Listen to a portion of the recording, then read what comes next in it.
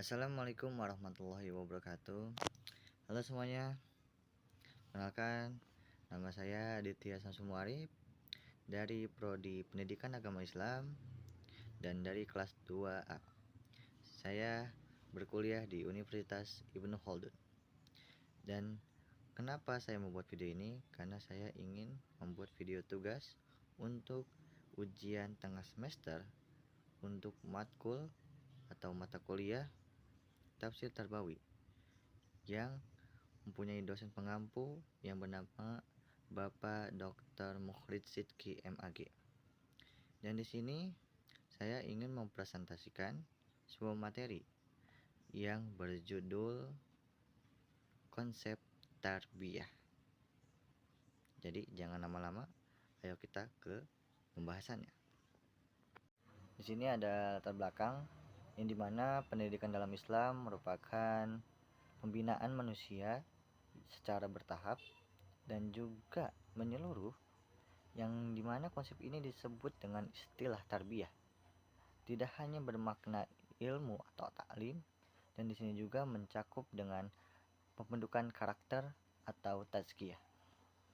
Lanjut ke pembahasan. Di pembahasan ini kita akan menjelaskan tentang 5 poin di sini ya.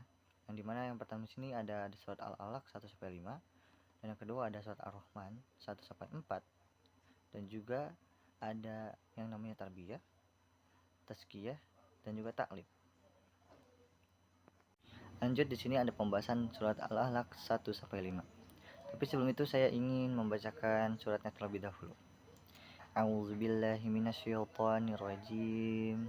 Bismillahirrahmanirrahim. Iqra' bismi rabbikal ladzi khalaq. Khalaqal insana min 'alaq. Iqra' wa rabbukal akram.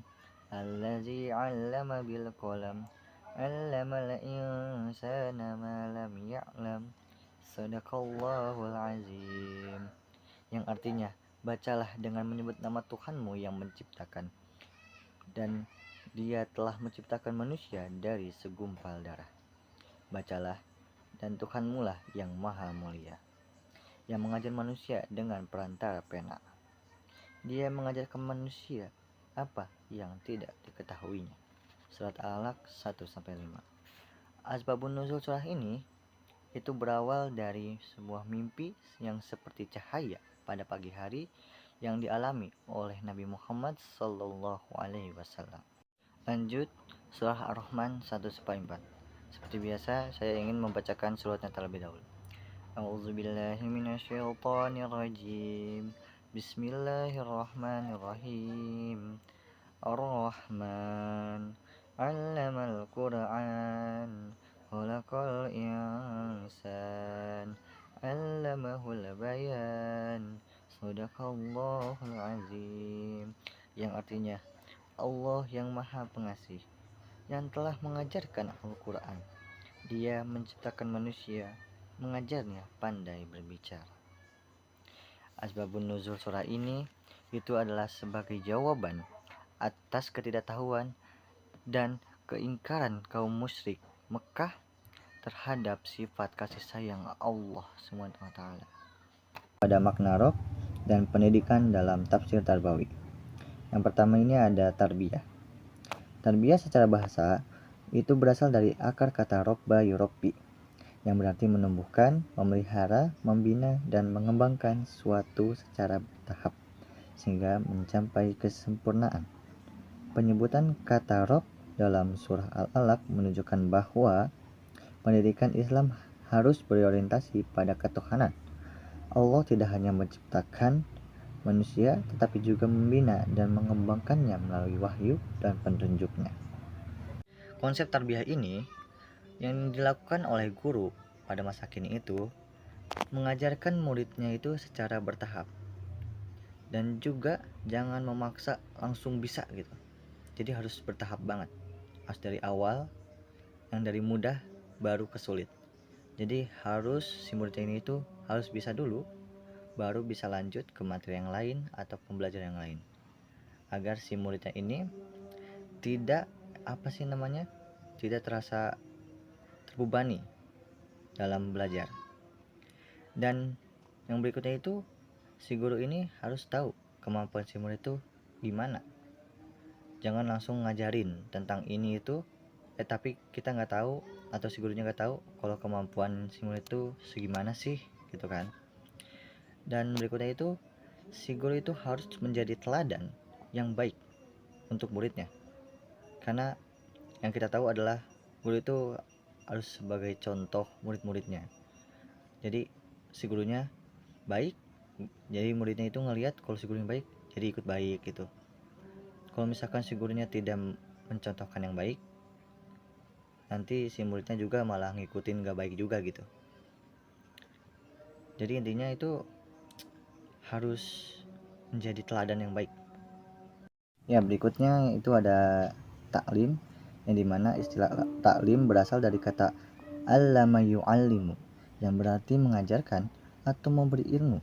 Jika tarbiyah menekankan proses pembinaan secara menyeluruh, maka taklim lebih berfokus pada aspek penyimpanan dan transfer ilmu pengetahuan. Dalam konsep taklim ini, si guru itu harus melakukan 3 hal. Yang pertama itu, si guru itu harus menjelaskan dengan jelas dan juga menarik. Kenapa begitu? Karena kalau misalkan si guru ini gak menjelaskan dengan jelas, itu kadang si murid ini jadi gak ngerti gitu. Dan juga kadang ada juga guru yang ngejelasinnya malah ngalor ngidul gitu, malah ngejelasin yang ini itu gitu, padahal bukan pembahasannya itu gitu kan kadang. Dan juga harus menarik supaya si muridnya ini jadi ikut tertarik gitu dengan pembahasan si guru ini. Dan yang kedua itu harus memanfaatkan teknologi. Yang ketiga itu harus mengajak si murid-muridnya ini berpikir, bertanya. Jadi bukan hanya si gurunya aja yang ngejelasin di depan gitu. Jadi si muridnya itu harus diajak mikir, harus diajak bertanya supaya dia ini aktif gitu. Yang berikutnya itu ada tazkiyah, yang dimana tazkiyah ini berasal dari kata zakka yuzaki, yang berarti mensucikan, membersihkan, dan juga mengembangkan. Dalam konteks pendidikan Islam, tazkiyah berarti proses penyucian jiwa dari sifat-sifat tercela serta penanaman nilai-nilai akhlak yang mulia. Konsep tazkiyah ini, si guru itu harus yang namanya menanamkan nilai kejujuran, sopan santun, dan juga rendah hati, agar si murid-muridnya itu bisa mencontoh sifat yang baik dari gurunya. Dan juga si guru ini harus menegur siswa itu dengan cara yang baik atau dengan cara yang halus, jangan langsung dengan cara yang kasar. Jadi kita harus nasihatin dulu si muridnya ini, gak boleh gini, gak boleh gitu. Kalau misalkan emang udah gak bisa dinasihatin, baru deh dengan cara kasar. Dan yang terakhir itu ada kesimpulan, yang dimana berdasarkan kajian tafsir Tarbawi terhadap surat Al-Alaq ayat 1-5 dan juga Ar-Rahman ayat 1-4, dapat disimpulkan bahwa kedua surah tersebut mengandung konsep dasar pendidikan Islam yang bersifat menyeluruh. Penyebutan kata Rob dalam surat Al-Alaq menegaskan bahwa Allah adalah pendidik atau murabbi yang membimbing dan mengembangkan manusia secara bertahap. Sedangkan sifat Ar-Rahman dalam surat Ar-Rahman menunjukkan bahwa proses pendidikan dilandasi oleh kasih sayang dan rahmat. Konsep pendidikan yang terkandung dalam kedua surah ini mencakup 3 dimensi utama, yaitu tarbiyah, taklim, dan juga tazkiyah. Mungkin segini saja pembahasan tentang konsep tarbiyah. Jadi apabila ada kesalahan, tolong dimaafkan sebesar-besarnya, karena saya juga masih dalam tahap pembelajaran. Dan saya Aditya Samsul Muarif dari kelas 2A pamit undur diri.